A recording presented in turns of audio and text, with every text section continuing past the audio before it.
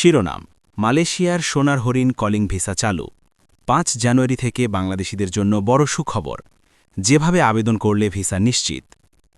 প্রিয় দর্শক বন্ধুরা, আপনারা যারা দীর্ঘদিন ধরে মালয়েশিয়ায় কাজ করার স্বপ্ন দেখছেন, যারা কলিং ভিসার জন্য অপেক্ষা করে হতাশ হয়েছেন, আজকের এই খবরটি আপনাদের জন্য অত্যন্ত গুরুত্বপূর্ণ।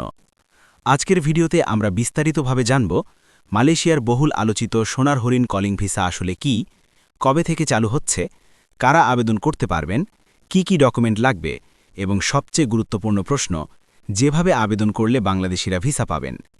ভিডিওটি শেষ পর্যন্ত দেখবেন, কারণ মাঝখানে স্কিপ করলে গুরুত্বপূর্ণ তথ্য মিস হয়ে যেতে পারে। মালয়েশিয়ার কলিং ভিসা কেন সোনার হরিণ?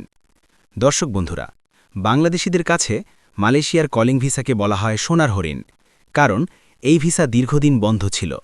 মাঝে মাঝে চালু হলেও সঠিক নিয়ম না জানার কারণে অনেকে প্রতারিত হয়েছেন, অনেকে লাখ লাখ টাকা দিয়ে ভিসা পাননি। তবে এবার পরিস্থিতি ভিন্ন। মালয়েশিয়া সরকার নতুন নিয়মে স্বচ্ছ প্রক্রিয়ায় বাংলাদেশিদের জন্য কলিং ভিসা চালু করার সিদ্ধান্ত নিয়েছে। কবে থেকে চালু হচ্ছে? সরকারি ও নির্ভরযোগ্য সূত্র অনুযায়ী ২০২৫ সালের জানুয়ারি মাসের ৫ তারিখ থেকে বাংলাদেশিদের জন্য মালয়েশিয়ার কলিং ভিসা কার্যকরভাবে চালু হচ্ছে। এবার সবচেয়ে বড় সুখবর হল, এই ভিসা শুধুমাত্র কিছু নির্দিষ্ট দালাল বা সিন্ডিকেটের মধ্যে সীমাবদ্ধ থাকবে না, বরং বৈধ নিয়োগকর্তা বা এমপ্লয়ারের মাধ্যমে সঠিক কাগজপত্র থাকলে বাংলাদেশি কর্মীরা ভিসা পাবেন। কোন সেক্টরে কাজের সুযোগ?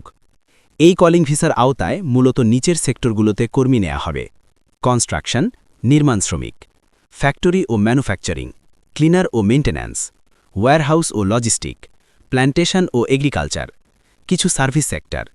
অর্থাৎ যাদের অভিজ্ঞতা আছে বা নতুন কাজ শিখতে আগ্রহী, তাদের জন্য এটা বিশাল সুযোগ। কি কি ডকুমেন্ট লাগবে? এখন আসি সবচেয়ে গুরুত্বপূর্ণ অংশে। ভিসার জন্য কি কি কাগজ লাগবে? ১. বৈধ পাসপোর্ট, কমপক্ষে ২ বছর মেয়াদ। ২. মালয়েশিয়ান কোম্পানির job offer letter. ৩. Employer approval letter. ৪. Medical report, সরকার অনুমোদিত সেন্টার থেকে। ৫. Police clearance. ৬.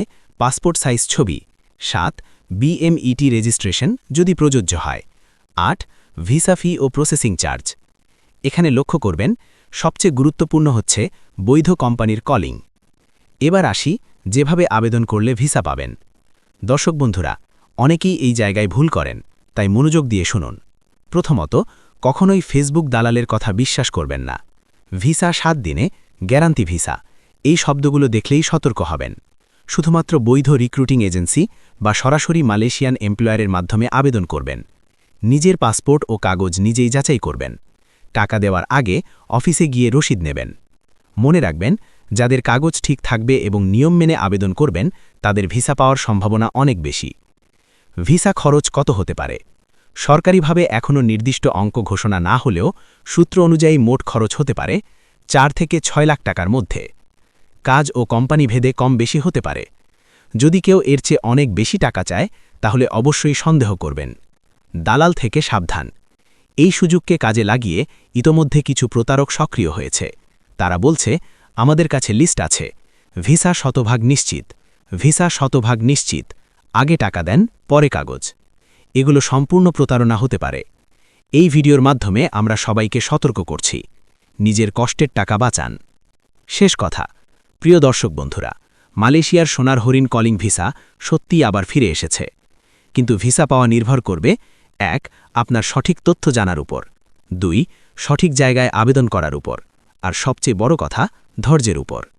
এই ভিডিওটি ভালো লাগলে অবশ্যই লাইক দিন, বন্ধুদের সাথে শেয়ার করুন এবং মালয়েশিয়া ভিসা সংক্রান্ত নতুন আপডেট পেতে চ্যানেলটি সাবস্ক্রাইব করে পাশে থাকা বেল আইকনে ক্লিক করুন।